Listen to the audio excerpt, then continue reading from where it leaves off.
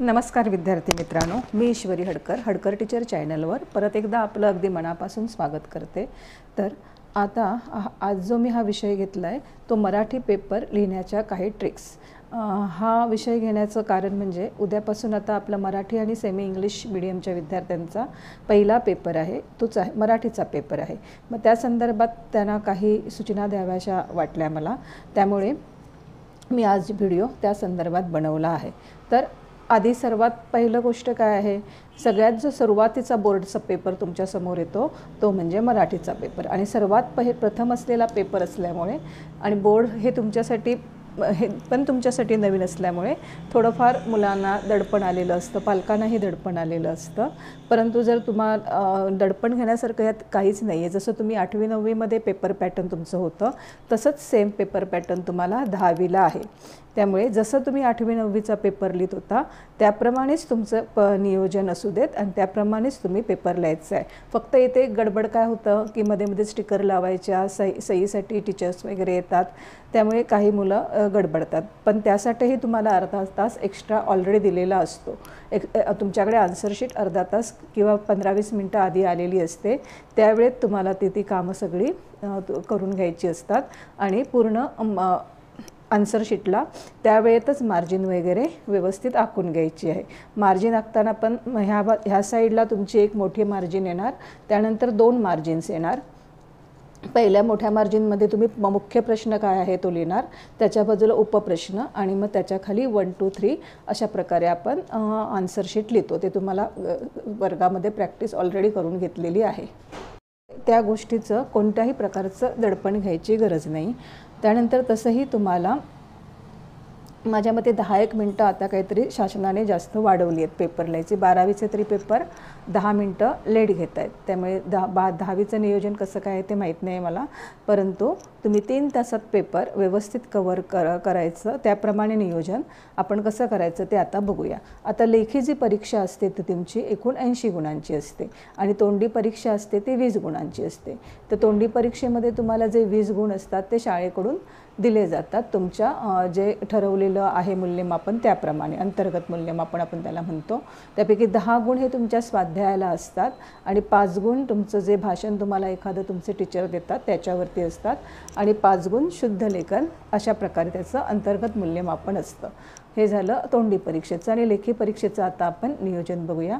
लेखी परीक्षा ही 80 गुणाची असते, त्यामध्ये एकूण तुम्हाला 5 विभाग असतात।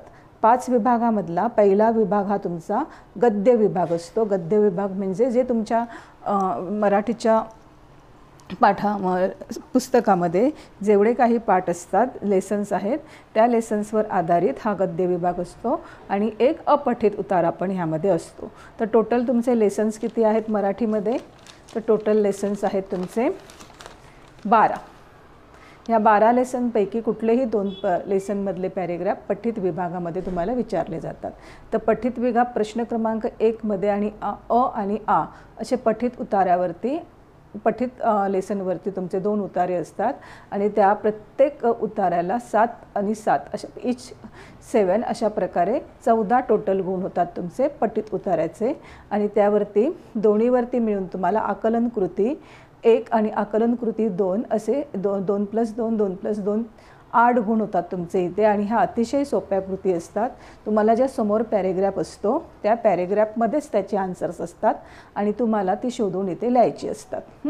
आता स्वमतला किती गुण असतात, तर पहिल्या उतार्यासाठी 3 गुण आणि दुसऱ्या उतार्यासाठी 3 गुण। मग हे जे स्वमत आहे ते तुम्हाला स्वतःच्या भाषेत लिहायची असते।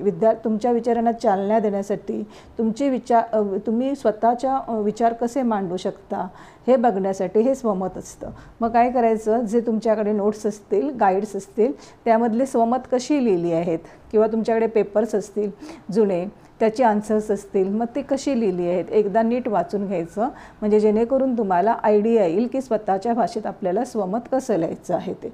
अशा प्रकारे तुमचा हा पठित उतारावरचे तुम्हाला 14 गुण सहज मिळतात। ह्यातला एकही स्वमतलाही पूर्ण मार्क मिळतात, फक्त तुम्ही स्वतःच्या भाषेमध्ये आन्सर्स लिहिली पाहिजेत व्यवस्थित। त्यासाठी तुम्ही बघा की तुमच्याकडे ज्या नोट्स आहेत त्यामध्ये आन्सर्स कशी आहेत, मग एक तुम्हाला आयडिया येऊन जाईल की स्वमत कसं लिहायचं आहे। आणि उतारा जो असतो तो प्रश्न पहिले वाचा तुम्ही आणि प्रश्न वाचल्यानंतर मग ते उतारा वाचायला घ्या. म्हणजे काय होईल, तुम्हाला तिथेही तुमचा वेळ वाचेल. तुम्हाला प्रश्न आधी वाचल्यामुळे उतार्यामध्ये ते प्रश्नांचे आन्सर्स वाचताच मिळून जातील. सर्व कृती काळजीपूर्वक वाचणं अतिशय महत्त्वाचं आहे आणि सर्वात महत्त्वाचं आहे ते म्हणजे प्रश्नांना योग्य क्रम देणं. एखाद्या प्रश्नाला तुम्ही क्रमच दिला नाही किंवा प्रश्नाचा क्रम चुकवला तुम्ही तर त्याचे मार्क कट होऊ शकतात. त्यामुळे प्रश्नाचा क्रम म्हणजे मुख्य प्रश्न, मग त्याचा उपप्रश्न आणि मग आकलन कृती 1, 2 वगैरे हे सगळं व्यवस्थित लिहिणं अतिशय गरजेचं आहे. आणि पेपर सुटसुटीत लिहायचा. एक लाईन सोडून एक आन्सर लिहिलं तरी चालेल, पण गिचकट पेपर लिहू नका. हे झालं पठित उतार्यांबद्दलचे 14 गुण कसे आपण मिळवू शकतो ते बघितलं. आता त्यामध्ये ई म्हणून एक अपठित उतार्याचा प्रश्न असतो. त्याला 4 मार्क्स असतात. म्हणजे एकूण किती गुण झाले आपले उतार्यांवर पाठावर आधारित क्वेश्चनवरतीच, तर 18 गुण तुमचे इथे होऊन जातात टोटल सगळे. म्हणजे पठित उतार्यावरचे 7 × 7 14 आणि हे 4 धरून 18 गुण. यामध्ये तुम्हाला अपठित उतारा म्हणजे लेसन तुमच्या पुस्तकाबाहेरचा एखादा उतारा दिला जातो 80 ते 100 शब्दांचा आणि त्यामध्ये तुम्हाला 2 कृती सोडवायच्या असतात. ते त्या उतार्यावरतीच आधारित असतात. त्या उतार्यावरतीच आधारित तुम्हाला 2 क्वेश्चन विचारले जातात. त्याही सोप्या कृती आकलन कृती विचारल्या जातात आणि त्याला 2 आणि 2 असे तुम्हाला 4 गुण असतात आणि ह्याला ऑप्शन नसतात. त्यामुळे उतार्यामधले ते आन्सर्स व्यवस्थित शोधून तुम्हाला 2ही प्रश्न तिथे सोडवायला पाहिजेत आणि हे उतार्यामध्येच आन्सर असल्यामुळे हेही मार्क तुम्हाला मिळवणं अजिबात कठीण नाही आहे. म्हणजे 18 मार्क तर तुमचे इथे सहज मिळून जातील तुम्हाला जर तुम्ही स्वमत नीट केलात तर. बाकी तुमचे उतार्यामध्येच तुम्हाला आन्सर्स आहेत ती शोधून लिहायची असतात. हा झाला आपला विभाग 1. एकूण किती मार्काचा झाला?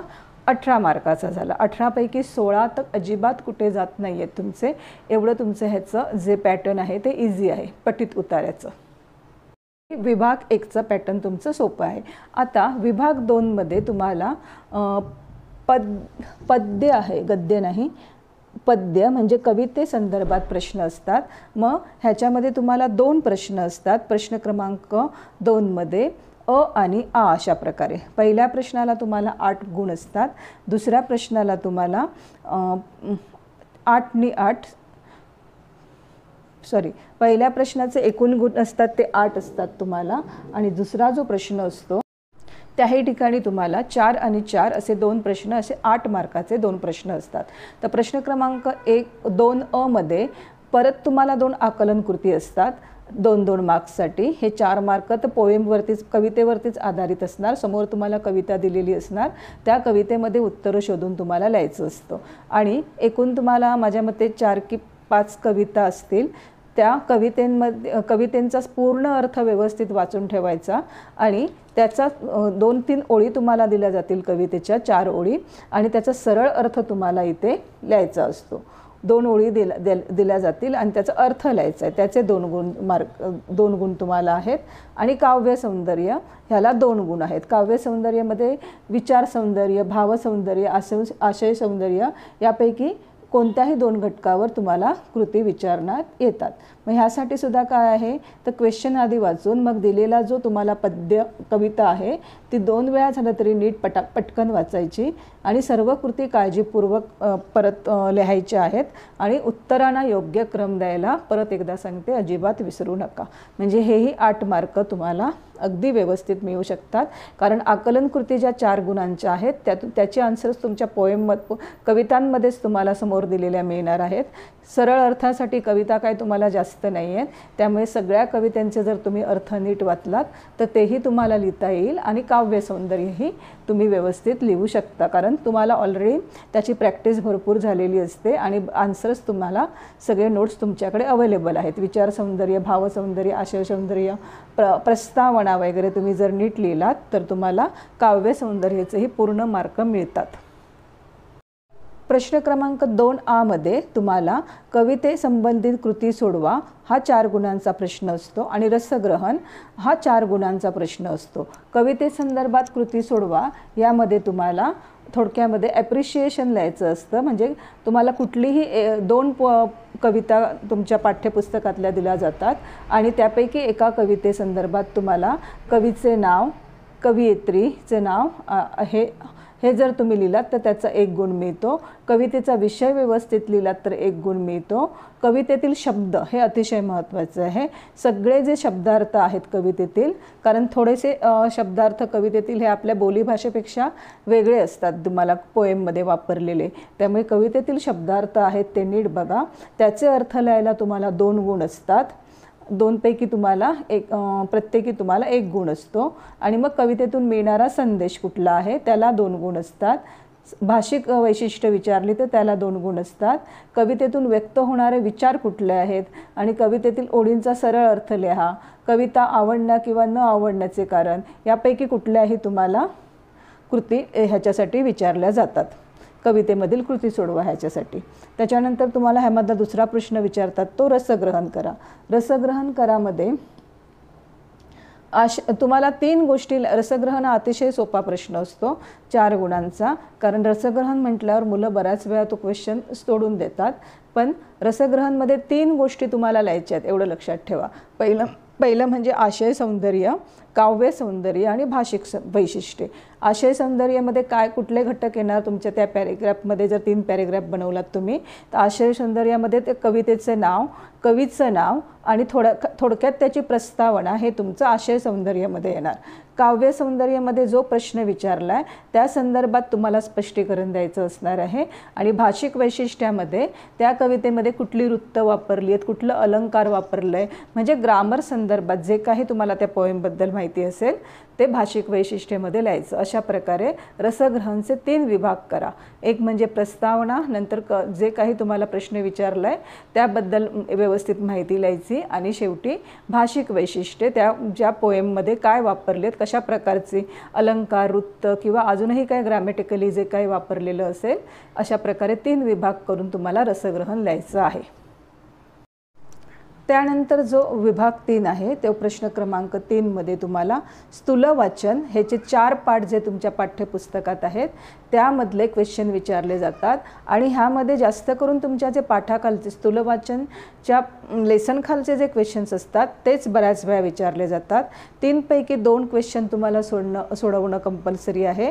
प्रत्येक क्वेश्चनला 3 आणि 3 असे 6 गुण ह्या पूर्ण क्वेश्चनला तुम्हाला असतात आणि ह्या जे पाठाखालचे क्वेश्चन असतात त्यापैकी तुम्हाला 3 क्वेश्चन देतात तुम्हाला, त्यापैकी जे 2 लिहायचे असतात त्यामधला 1 क्वेश्चन असतो तो स्वमतवर आधारित असतो आणि उरलेले 2 क्वेश्चन असतात ते पाठावर आधारित क्वेश्चन असतात। म्हणजे स्वमत जर तुम्हाला नीट लिहिता येत असेल, तुमच्या भाषेत जर आन्सर नीट लिहिता असेल एखाद्या प्रश्नाचं तर तो प्रश्न अटेम्प्ट करायचा, किंवा पाठाखालचे क्वेश्चन जरी सगळे नीट करून गेलात तरी ह्याचेही 6 गुण तुम्ही अगदी आरामात मिळवू शकता। त्यानंतर विभाग 4 येतो आपला भाषा अभ्यास। हा एकूण 16 गुणांचा असतो। हे जे तुम्ही आता 5वी 6वी पासून जे ग्रामर शिकत आला आहे आतापर्यंत व्याकरण, तेच इथे तुम्हाला थोडक्यात, आणि ह्याचा आराखडा आहे तो ठरलेला आहे, ह्यामध्ये चेंज होत नाही। त्यामुळे आता जे तुम्ही आता पूर्वपरीक्षेपर्यंत ज्या प्रकारे तुम्ही ग्रामर केलं आहे तेच ग्रामर तुम्हाला इथे, फक्त तुमच्या ते वाक्य असतात ती वेगळी असतात फक्त, आणि ग्रामरचा पॅटर्न आहे तो ठरलेला आहे, त्यामध्ये चेंज करण्यात आलेला नाही आहे। मग प्रश्न क्रमांक 4A मध्ये व्याकरण घटकांवर आधारित कृती, याला 8 गुण असतात। त्यामध्ये काय काय असतं तर समास, शब्दसिद्धी आणि वाक्प्रचार। समासला 2 गुण, शब्दसिद्धीला 2 गुण आणि वाक्प्रचाराला 4 गुण। मग समासमध्ये कुठले कुठले समास येतात तुम्हाला इथे तेही ठरलेले आहेत। माझ्या मते समासमध्ये तुम्हाला द्वंद्व समास, नंतर द्वंद्व समासचे परत 3 प्रकार येतात, इतरेतर वैकल्पिक आणि समाहार, मग द्विगु समास आणि कर्मधारय समास इत्यादी प्रकार असतात। शब्दसिद्धीमध्ये तुम्हाला उपसर्ग लावा किंवा प्रत्यय लावा, अभ्यस्त शब्द लिहा, अशा प्रकारे प्रश्न असतात। वाक्प्रचारामध्ये तुम्हाला 2 वाक्प्रचार आणि त्याचा अर्थ अर्थ आणि वाक्यात उपयोग अशा प्रकारे करायचा असतो, त्याला 4 गुण असतात. आणि नंतर भाषिक आधारावर घटकांवर आधारित कृतीमध्ये शब्दसंपत्ती, लेखन नियमानुसार लेखन लिहा, विरामचिन्ह, पारिभाषिक शब्द. हे पारिभाषिक शब्द जे आहेत ते तुमच्या लेसनखाली तुमच्या पुस्तकामध्ये ऑलरेडी शेवटी सगळे दिलेले आहेत. शब्दसंपत्तीमध्ये तुम्हाला साधारणतः जे तुम्ही लहानपणापासून ऐकताय किंवा वाचताय त्यापैकीच समानार्थी शब्द, विरुद्धार्थी शब्द, शब्दसमूहाबद्दल एक शब्द, वचन बदला, वचन ओळखा, लिंग बदला, लिंग ओळखा, अशा प्रकारे कुठल्याही कृती विचारल्या जातात. लेखन नियमानुसार म्हणजे ह्यामध्ये अचूक शब्द ओळखा असतो एखादा. ते 4 शब्द दिले जातात, त्यातला एक अचूक शब्द ओळखायचा असतो तुम्हाला, किंवा वाक्य लेखन नियमानुसार लिहायचं असतं. अशा प्रकारे प्रश्न असतात. विरामचिन्हामध्ये तुम्हाला विरामचिन्ह वापरा किंवा ओळखा, किंवा चुकीची विरामचिन्हे बदला, अशा प्रकारे कृती असतात. आणि पारिभाषिक शब्दामध्ये तुम्हाला एखादा इंग्लिश कुठला तरी शब्द दिला जातो आणि त्याचं तुम्हाला मराठीमध्ये लिहायचं असतं, तो कुठला शब्द आहे तो. आणि ह्यातल्या सर्व कृती काय असतात, पूर्णपणे तुम्हाला लिहायच्याच असतात, ह्यामध्ये पर्याय नसतो. त्यामुळे ह्या आवश्यक कृतीमध्ये ह्या सगळे 16 गुण आहेत. आणि ह्या 16 गुणांबद्दल मी ऑलरेडी माझ्या चॅनलवर तुम्हाला सगळे व्हिडिओ तुम्हाला उपलब्ध होतील. ते जरी बघितलात तरी हे 16 गुण तुम्हाला व्यवस्थित मिळतील. तर आपला शेवटचा पार्ट येतो तो विभाग 5 म्हणजेच उपयोजित लेखन. उपयोजित लेखनमध्ये तुम्हाला पत्रलेखन, पहिला प्रश्न असतो पत्रलेखन किंवा त्याला सारांश लेखन हा पर्याय असतो. पत्रलेखनामध्ये पण तुमचे 2 भाग असतात, औपचारिक पत्रलेखन किंवा अनौपचारिक पत्रलेखन. आणि दुसरा पर्याय असतो त्याला सारांश लेखन. पत्रलेखनमध्ये आपण जास्त करून औपचारिक पत्रलेखन लिहितो, कारण त्यामध्ये आपल्याला जास्त मार्क मिळण्याची शक्यता असते.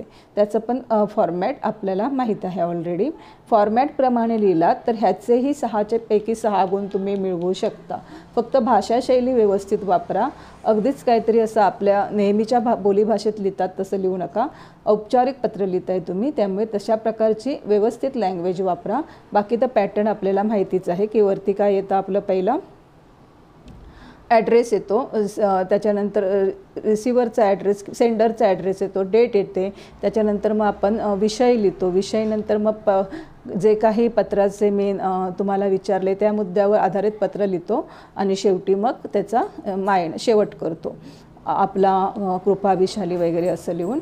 हे तुम्हाला पॅटर्न ऑलरेडी माहिती आहे किंवा आपण ऑनलाईन लेक्चरमध्ये ते पाहिलं आहे ऑलरेडी. त्यानंतर सारांश लेखन जर पर्याय म्हणून घेतलात तर तुम्हाला जो अपठित पर्याय अपठित उतारा दिलेला असतो त्यावर आधारित तुम्हाला सारांश लेखन करायचं असतं. सारांश लेखनमध्ये तो उतारा वाचून त्या उतार्यामध्ये जे काही तुम्हाला महत्त्वाचं वाटतंय, सारांश लेखनमध्ये अपठित उतारामधली जशी त्या तशी वाक्य उतरून लिहायची नसतात. मग त्या उतार्यामध्ये तुम्हाला जे काही महत्त्वाचं त्यांनी मांडलं असं वाटतंय ते एकत्र करून थोडक्यात लिहायचं असतं. मग हा एक पर्याय असतो, म्हणजे तुम्ही 3 पैकी कुठलाही पर्याय त्यातला निवडू शकता जो तुम्हाला योग्य वाटेल. प्रश्न क्रमांक 5A मध्ये 10 गुणांसाठी तुम्हाला बातमी लेखन, कथा लेखन आणि जाहिरात लेखन असे क्वेश्चन्स असतात. यापैकी तुम्हाला 3 पैकी 2 कृती सोडवायच्या असतात. प्रत्येक कृती 5 मार्क्ससाठी असते. मग ह्यातली तुम्हाला जी कृती, तुमच्या 2 कृती व्यवस्थित तुम्ही प्रॅक्टिस केलेल्या असाल, ज्यामध्ये तुम्ही कम्फर्टेबल असाल त्या कृती तुम्ही लिहा. आणि ते बातमी लेखन आणि जाहिरात लेखनमध्ये सुद्धा तुम्हाला एक पॅटर्न तुमचा ठरलेला असतो. कथा लेखन तुम्हाला मुद्दे दिलेले असतात, त्या मुद्द्याप्रमाणे तुम्ही ते लिहायचं असतं. बातमी लेखनमध्ये काही तुमचे फॉर्मॅट आहेत की आपल्या वार्ताहराकडून वगैरे, आणि बातमी लेखन हे नेहमी पास्ट टेन्समध्ये असतं. भूतकाळामधली एखादी घटना तुम्ही लिहिताय ना, त्यामुळे भूतकाळात झालेल्या घटनेचं, सांगितलेल्या घटनेचं तुम्हाला तिथे लेखन करायचं आहे. जाहिरात लेखन करायला, कथा लेखन तर मुद्दे असतात, तुम्ही योग्य हेडिंग देऊन नंतर त्या मुद्दे व्यवस्थित मांडायचे आहेत आणि शेवटी तात्पर्य लिहायचं आहे, ज्याला कथा लेखन लिहायचं आहे त्यांनी. आणि जाहिरात लेखन करताना व्यवस्थित ती जाहिरात पहिली आकर्षक दिसली पाहिजे. नाहीतर तुम्ही जाहिरात लिहितानाच त्यामध्ये भरपूर खाडाखड करून ठेवलात, अक्षर अगदीच घाणेरडं काढलं तर ती वाचतानाच कंटाळा येईल ना एखाद्याला. त्यामुळे जाहिरात लेखन आकर्षक करायचं. जर तुम्हाला चित्रकला चांगली असेल तर एखादं छोटंसं चित्र काढलं तरी चालेल, अन्यथा नाही काढलं तरी चालेल, पण सुटसुटीत व्यवस्थित जाहिरात लिहा दिलेल्या मुद्द्यांवर आधारित. अशा प्रकारे 5 ने 5 10 गुण तुमचे इथे असतात. आणि नंतर मग तुमचे 8 गुण जे असतात प्रश्न क्रमांक 5E, त्यामध्ये 3 तुम्हाला प्रकारचे निबंध दिलेले असतात. 3 पैकी तुम्ही ज्या निबंध प्रकारामध्ये कम्फर्टेबल आहात त्या प्रकारावरतीच तुम्ही निबंधाची प्रॅक्टिस करा. म्हणजे निबंध वाचून ठेवा, म्हणजे आलेला निबंध कशा प्रकारे लिहायचा ह्याचं तुम्हाला एक आयडिया येईल. आत्मकथन, वैचारिक लेखन आणि प्रसंग लेखन. आणि शक्य तिथे तुम्ही इथे वाक्प्रचार, एखादी कविता, एखाद्या पुस्तकाचं नाव अशा गोष्टींचा अंतर्भाव केलात तर तो निबंध आहे तो अजून उठावदारक दिसतो. आता राहिला प्रश्न तुम्हाला बऱ्याच वेळा मराठी, इंग्लिश आणि हिंदीसाठी वेळ पुरत नाही कारण कुठेतरी तुम्ही आधी जे क्वेश्चन आन्सर्स असतात त्याच्यामध्ये नाहक उगीच वेळ फुकट घालवता किंवा ऑलरेडी तुमचं पाठांतर चांगलं झालेलं नसतं. त्यामुळे तुमचा पुढचा जो हा उपयोजित लेखनचा आहे त्याला तुम्हाला उशीर होतो. पण ते 2 तासामध्ये तुम्हाला लक्षात ठेवा की प्रश्न क्रमांक 4 विभाग 4 पर्यंत म्हणजे ग्रामरपर्यंत तुमचं जर पूर्ण झालं तर हा जो 5वा प्रश्न आहे तो 1 तास 1.25 तासामध्ये तुम्हाला आरामात पूर्ण करता येतो. त्यामुळे उपयोजित लेखनासाठी कमीत कमी 1 तास तरी, म्हणजे 1.25 तास पाहिजे त्याला, पण कमीत कमी 1 तास तरी शिल्लक ठेवा.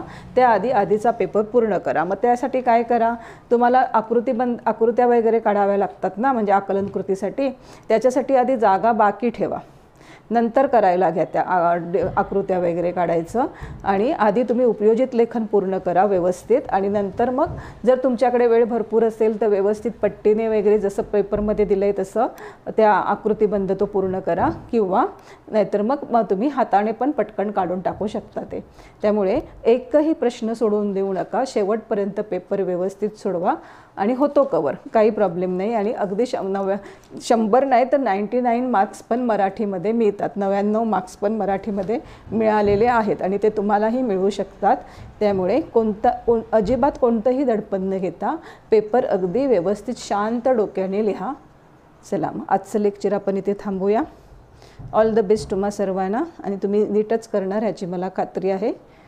आणि रिव्हिजन अजूनही करा, वेळ आहे आपल्याकडे भरपूर, करतच राहा रिव्हिजन. आणि सकाळी शांत डोक्याने पेपरला जा, कोणत्याही प्रकारचं दडपण घेऊन जाऊ नका. दडपण घेतला तर तुम्ही आहे केलेलं ते पण विसरणार. त्यामुळे अतिशय शांत डोक्याने तुम्हाला सगळं येतं आहे, अतिशय पॉझिटिव्हिटीने तुम्ही सकारात्मक विचार करत तुम्ही पेपरला जा, तुमचा पेपर चांगलाच जाणार. चला, धन्यवाद. चॅनलला सबस्क्राईब करा, शेअर करा इतर लोकांना हा व्हिडिओ, आणि कमेंट आणि लाईक पण करा. धन्यवाद.